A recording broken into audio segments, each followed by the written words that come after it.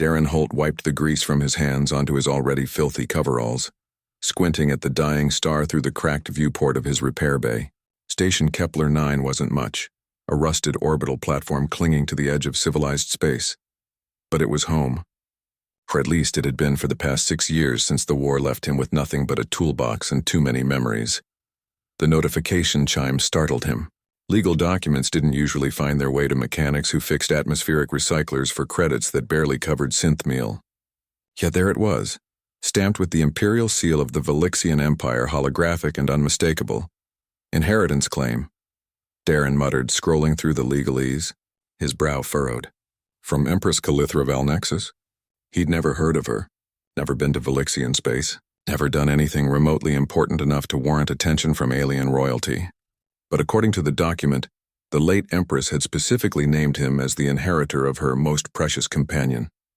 3 days later, a sleek Velixian courier ship docked at his bay, and 2 impeccably dressed attendants emerged carrying an enormous, climate-controlled transport pod. Darren Holt, the taller one asked, her silver skin shimmering under the station's harsh lights.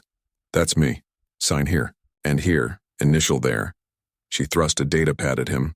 Be advised, Silthra is particular about her handlers. Silthra? The attendant's expression remained neutral. The Empress's companion. We've provided care instructions, dietary requirements, and emergency protocols. Good luck, human. Before Darren could ask what he'd just agreed to, they activated the pod's release mechanism and departed with unsettling haste. The pod hissed open. What emerged was unlike anything Darren had seen in his years traveling the galaxy. A massive feline creature, easily the size of a Terran tiger, stepped out with liquid grace. Her fur was pure white, not cream or silver but ghostly alabaster, and her eyes burned crimson like binary stars. Intricate silver markings traced her body, clearly not natural but somehow part of her, as if written into her very genetics. Silthra surveyed the cramped repair bay with obvious disdain, her tail lashing. When her gaze finally settled on Darren, her lips curled back to reveal teeth that could punch through starship hull plating. Right, Darren said slowly. Welcome to your new home? Silthra growled, a sound that vibrated through his chest cavity. The first week was hell. Silthra destroyed 3 diagnostic computers, shredded his only comfortable chair, and refused every variety of food he offered. She prowled his quarters at all hours, emanating waves of contempt that needed no translation. When customers arrived, she positioned herself between them and Darren, radiating menace until they fled. You're costing me business, Darren told her on the 8th day, watching another client scramble away. I get that you're grieving, I do, but I'm trying to survive here. Silthra's ears flattened. For a moment, her crimson eyes held something beyond anger, something raw and broken. Darren sighed, sliding down the wall to sit on the floor. I lost people too. My whole squad, actually. Viridian campaign. They sent us to hold a mining colony that wasn't worth holding. He stared at his scarred hands. I was the only one who made it out. Sometimes I think that was the worst option. Silthra approached slowly, each step deliberate. She sat 3 feet away, her massive form casting him in shadow. Not attacking, just present. Your Empress, Darren continued. I looked her up. She was brilliant, revolutionary, reformed half her empire's laws, brought 4 species into the fold peacefully. She could have left you to anyone, some noble, another royal, but she chose a broke human mechanic on a nowhere station. He met those alien eyes. That means something. Silthra made a sound, not quite a growl, not quite a purr. She moved closer. Close enough that Darren could feel the heat radiating from her alien physiology. He reached out slowly, telegraphing his movement. I'm not her. Can't replace her. But maybe we figure this out together. Silthra's head dipped, allowing his hand to rest on her skull.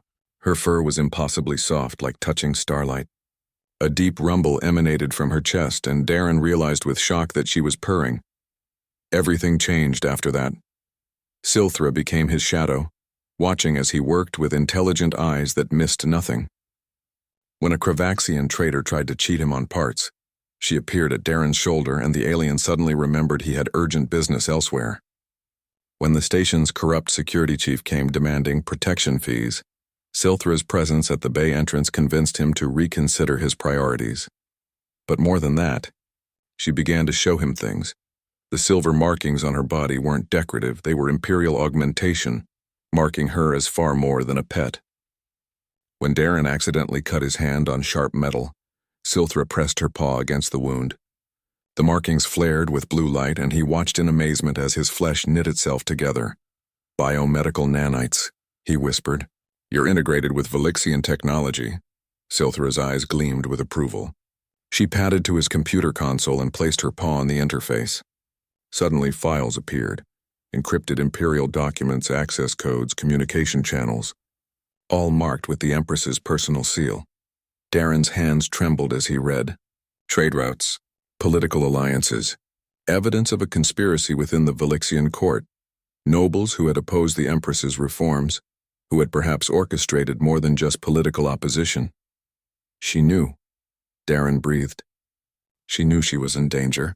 She didn't send you away because she was dying. She sent you away to protect you, and to get this information to someone outside Imperial reach. Silthra's tail wrapped around his wrist, gentle but firm, and she chose me because no one would look twice at a human mechanic. Darren felt something shift in his chest. Purpose after years of drifting. She trusted me to do something with this. The crimson eyes held his, ancient and knowing. Over the following months, Darren learned to listen. Silthra couldn't speak his language, but she didn't need to. Through gestures, through the way she manipulated holographic interfaces with precision that belied her massive paws, through the tactical intelligence clearly bred and trained into her very bones, she communicated volumes. Together, they began reaching out to the Empress's old allies, reformist senators, alien rights activists, human diplomats who remembered Calithra's kindness. One encrypted message at a time, one carefully arranged meeting at a time, they built a network. Station Kepler 9's insignificant. Repair Bay became a hub for revolution. And when Velixian, assassins finally came because, of course they came, Silthra proved why the Empress had called her most precious. She moved like liquid death, her augmented body a perfect synthesis of biological predator and technological marvel. The assassins fled, broken and terrified, carrying word that the human mechanic and his albino leopard were not prey to be easily taken. Darren stood in his bay, Silthra at his side, and looked at the stars beyond his viewport. "I get it now," he said softly. "She didn't just give me you. She gave me a purpose. Gave us both a reason to keep fighting." Silthra's purr resonated through the deck plating. "Let's finish what she started." The crimson eyes blazed with approval. And Darren Holt, poor human mechanic, last survivor, inheritor of an Empress's legacy, smiled. Everything had changed. And they were just beginning.